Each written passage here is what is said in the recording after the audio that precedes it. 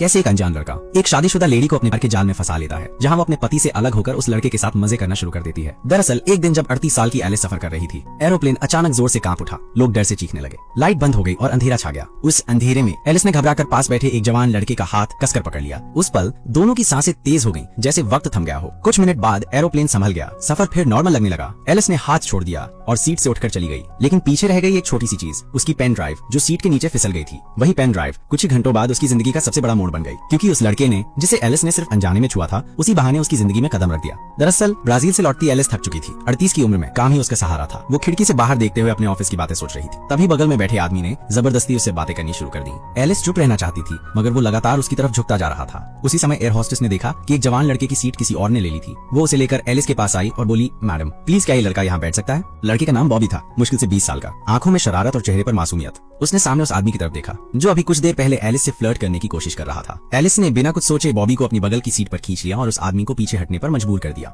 बॉबी को ये अचानक मिला फर्स्ट क्लास अपग्रेड किसी जश्न से कम नहीं लगा। वो सीट पर बैठते ही उत्साहित होकर हर छोटी चीज का मजा लेने लगा। एलिस हल्की सी चिड़चिड़ाई, लेकिन उसके चेहरे पर मुस्कान भी आ गई। इसी बीच एरोप्लेन फिर हिला। इस बार टर्बुलेंस और भी खतरनाक साबित हुआ। लाइट बंद हो गई, सभी पैसेंजर डर से चीखने लगे। बॉबी ने उसकी तरफ देखा, डरो मत, सब ठीक होगा। एलिस ने अनजाने में उसका हाथ पकड़ लिया और कुछ पलों तक दोनों चुपचाप एक दूसरे को थामे बैठे रहे। आखिरकार एरोप्लेन स्टेबल हो गया, लोग चैन की सांस लेने लगे। एलिस ने चुपचाप अपना हाथ छुड़ाया और अपना सामान समेटकर गेट की तरफ बढ़ गई। बॉबी कुछ कहना चाहता था, मगर शब्द नहीं मिल पाए। वो उठकर उसके पीछे जाने वाला था, तभी उसकी नजर सीट के नीचे चमकती एक छोटी सी चीज पर गई। वो झुका और देखा, एलिस की पेन ड्राइव वहीं गिरी थी।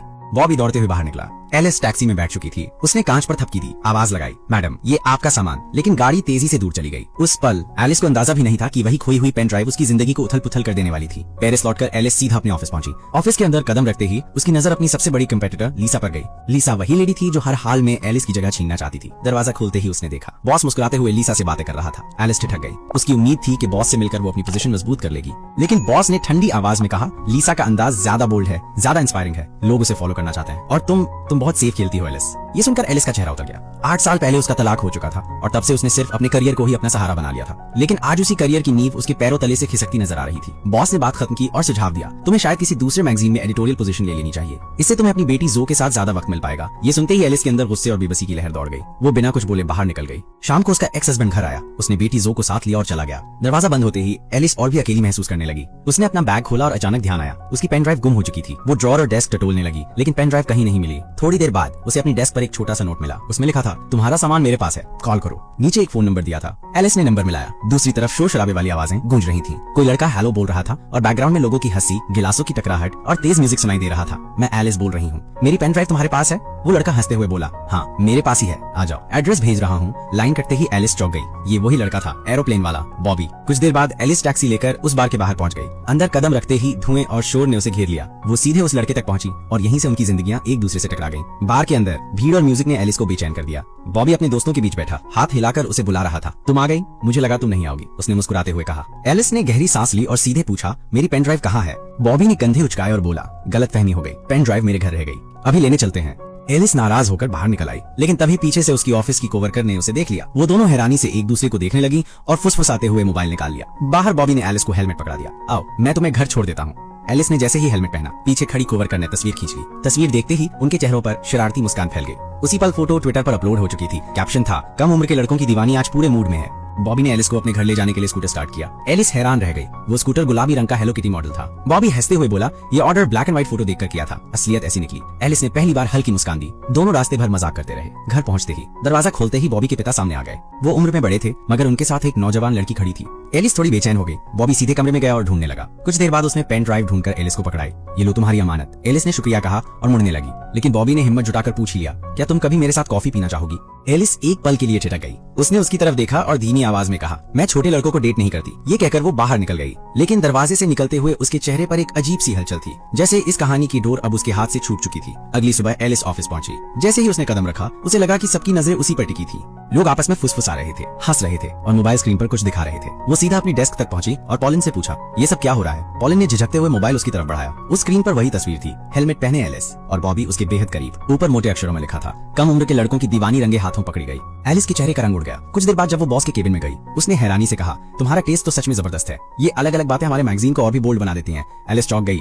वो विरोध करना चाहती थी, लेकिन बॉस मुस्कुराकर अगले टॉपिक पर बढ़ गया। उसके लिए अब ये तस्वीर कोई कांड नहीं थी, बल्कि इंस्पिरेशन थी। शाम को एलिस अपने दोस्त सिमोन से मिली। उसने पूरी बात बताई। सिमोन ने ध्यान से सुना और फिर हंसकर कहा, देखो, अगर तुम चाहती हो कि तुम्हारी नौकरी बची रहे तो तुम्हें ये अफवाह सच बनानी होगी। बॉस को बोल्ड और डेयरिंग लोग पसंद आते हैं और तुम्हारी इमेज अभी परफेक्ट सेट हो चुकी है। बस अब तुम्हें इस लड़के को साथ लेकर चलना होगा। एलिस ने शंका से उसकी तरफ देखा।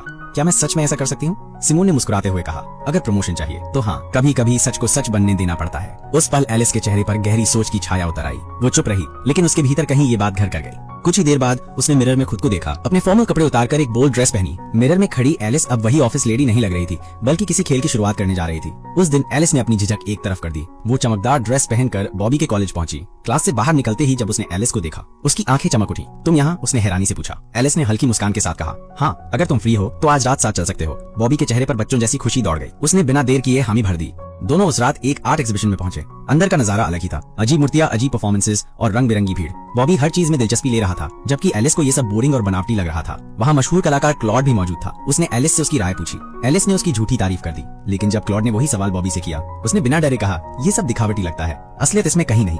क्लॉड का चेहरा उतर गया और वो गुस्से में वहाँ से चला गया। एलिस ने बॉबी की तरफ देखा और कहा, तुम्हें नहीं पता, यहाँ कोई सच नहीं बोलता। दोनों बालकनी पर आ खड़े हुए। नीचे रोशनी चमक रही थी और भीड़ का शोर धीरे धीरे दूर होता जा रहा था। एलिस ने अचानक उसकी तरफ झुककर उसका हाथ थाम लिया। वो सब एक्टिंग थी, क्योंकि उसी पल सामने से लीसा आती दिखाई दी। एलिस चाहती थी कि वो उन्हें साथ देख ले। लीसा ने दोनों को देखकर भौहें उठाई। उसने मुस्कुराते हुए पूछा, ये नया साथी कहाँ से ढूंढ लिया? एलिस के भीतर जलन की चिंगारी उठी।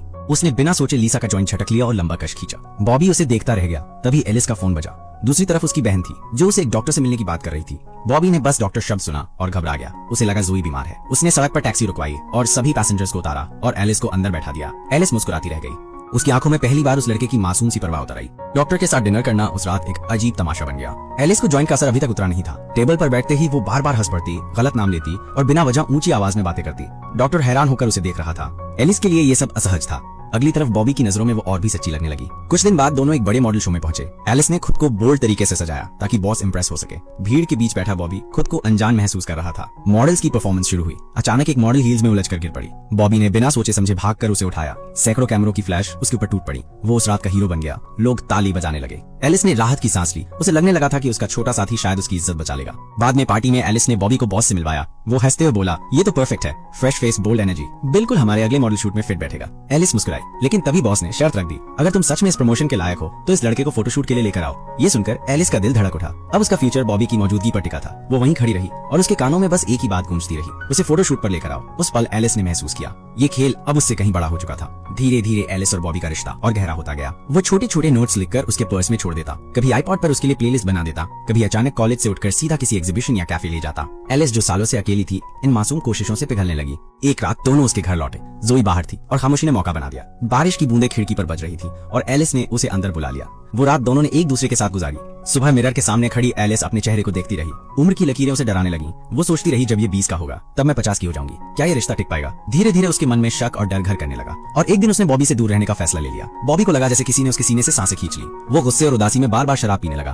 उसका कमरा बियर बॉटल्स और खाली रैपर्स से भर गया। उधर ऑफिस में बॉस ने एलिस से सख्ती से कहा, अगर प्रमोशन चाहिए तो इस लड़के को शूट पर लेकर आओ, यही तुम्हारा फाइनल टेस्ट होगा। एलिस ने झूठ बोलकर सबको कहा कि बॉबी आ रहा है, लेकिन शूटिंग के दिन वो कहीं नहीं दिखा। फोटोग्राफर गुस्से में क्रू पर चिल्ला रही थी और एलिस के चेहरे पर पसीना उतर आया। आखिरकार जब बॉबी आया, उसके चेहरे पर गुस्सा साफ दिख रहा था। वो सीधे मेकअप रूम में गया और शूट के लिए बाहर आया। थोड़ी देर बाद माहौल और बिगड़ गया। फोटोग्राफर ने उसे नीचे दिखाया और बॉबी गुस्से में बाहर निकल आया। एलिस ने उसे रोकने की कोशिश की, लेकिन सच वहीं सबके सामने खुल गया। बॉबी ने कहा, तुमने मेरा इस्तेमाल किया एलिस, बस अपने प्रमोशन के लिए। बॉस सब देख रहा था। उसने ठंडी आवाज में कहा, तुमने मेरी 10 साल की भरोसेमंद दोस्ती तोड़ दी। तुम इस नौकरी के लायक नहीं रही। उस एक पल में एलिस की दुनिया बिखर गई। करियर और रिश्ता दोनों उसके हाथ से फिसल चुके थे। वो चुपचाप ऑफिस से निकल गई और पीछे बस लोगों की फुसफुसाहट और तिरछी नजरें रह गईं।